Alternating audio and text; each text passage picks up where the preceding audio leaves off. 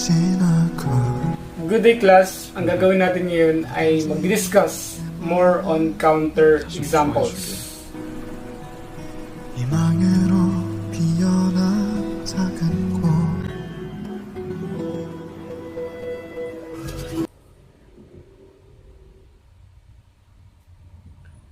Previously, tinalakay natin ang inductive and deductive reasoning wherein ang inductive ay nagko-conclude from examples and ang deductive naman ay from assumptions. So, balikan natin ang definition ng counterexample. So, yung counterexample is actually any exception to a generalization.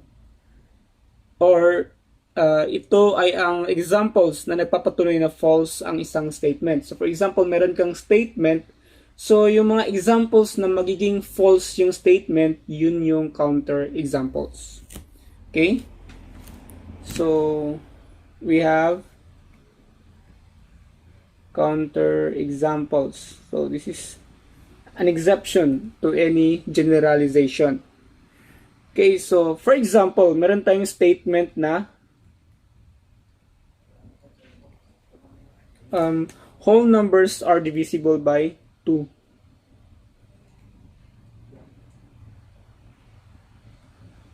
Whole numbers are divisible by 2. Okay, so ano yung whole numbers? Whole numbers are those numbers na wala silang decimal places other than 0. So, for example, 1, which is 1.0, 2, which is 2.0, 3, which is 3.0. So, yun yung mga whole numbers. So, are those numbers divisible by 2? Are all whole numbers divisible by 2? So, clearly, we have whole numbers which are divisible by 2. For example, 4. 4 is a whole number. And 4 is divisible by 2. So, this is 4 is an example of this statement, but it is not counterexample. What about 3? 3 is a whole number.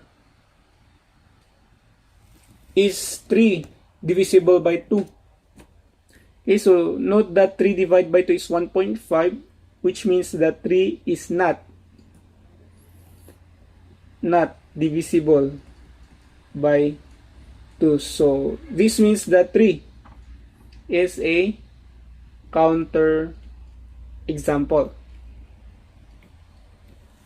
Okay, so actually sa statement na to, whole numbers are divisible by 2, maraming counter examples ang makuha natin, such as 1, because 1 is a whole number which are not divisible by 2.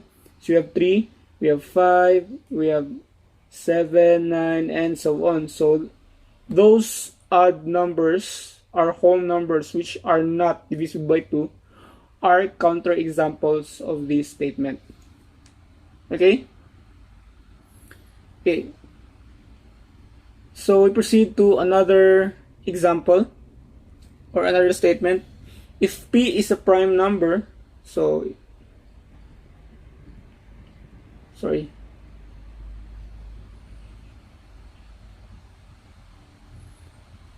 statement. If P is a prime number, then 2P plus 1 is also a prime number. So, is this a true statement? Okay, for example, if a statement is true, then wala kang makikitang counter example. So, for example, meron kang kahit isang example na magiging false yung statement, or kung may makita kang kahit isang counter example, then that statement is false. Okay? So, going back to the statement, if P is a prime number, then 2P plus 1 is also a prime number. What is a prime number? So, yung prime number natin is yung mga numbers na can be divided by 1 and itself. So for example, 2. So 2 is prime because 2 can only be divided by 2 and 1. We have 3. 3 is a prime number because 3 is divisible by only 3 and 1 and nothing else. We have 5, we have 7, we have 11, 13, and so on. Marami pa iba. There are infinitely many prime numbers. Okay. So, what about if we substitute 2p plus 1? Okay, so we have 2 times 2 plus 1 is equal to 2 times 2 is 4 plus 1 is 5. 5 is a prime number. So meaning 2 is an example, not a counterexample. Kasi yung 2 ay nag-hold siya dito sa statement, nag-follow siya, di ba? So naging true yung statement when we substitute p by 2. What about if we substitute by 3? So 2 times 3 plus 1 is equal to 7. 7 is a prime number. Again, yung if p is equal to 3, magiging true pa din yung statement. So meaning 3 is not a counterexample but it is an example of this statement. What about 5? 2 times 5 plus 1 is equal to 2 times 5 is 10 plus 1, 11. Again, 11 is a prime number. So 5 is not a counterexample. So what about 7? So we have 2 times 7 plus 1 is equal to 2 times 7 is 14 plus 1, 15. Is 15 a prime number? Is 15 can be divided only by 1 and itself, 15. So wala na bang ibang divisor yung 15? Okay, so note that 15 is equal to 5 times 3. So this means that 15 can be divided by 5 and also 15 can be divided by 3.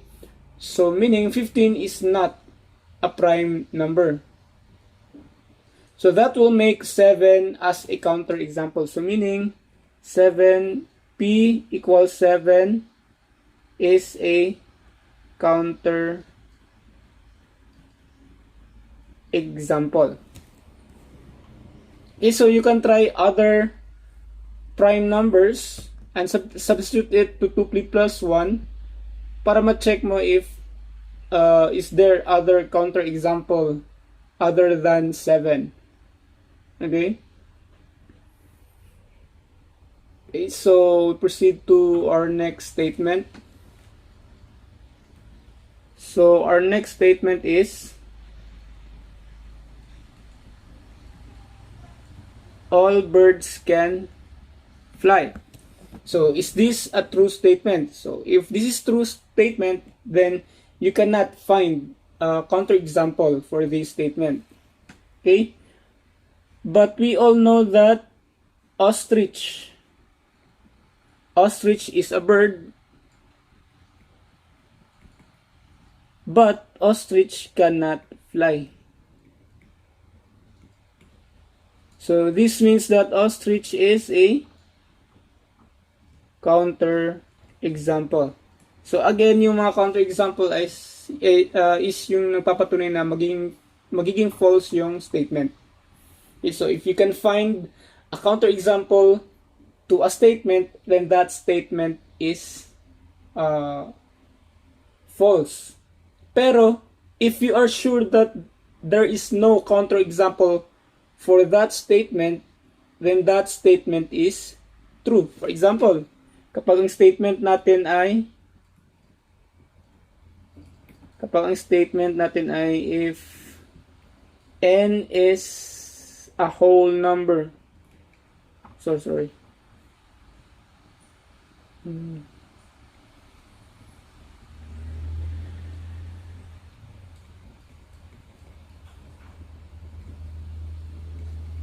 Then n plus 1 is also a whole number. So if this is the statement, then lahat n is a whole number, then n plus 1 is also a whole number. This is actually true. Kasi lahat ng whole number, kapag add mo ng 1, magiging whole number siya. For example, 1 plus 1 is equal to 2. So 2 is a whole number. 2 plus 1 equals 3. 3 is also a whole number. So any whole number added by another whole number is a whole number. So you cannot find a counterexample for this statement. Okay? So this means that this statement is true. Okay?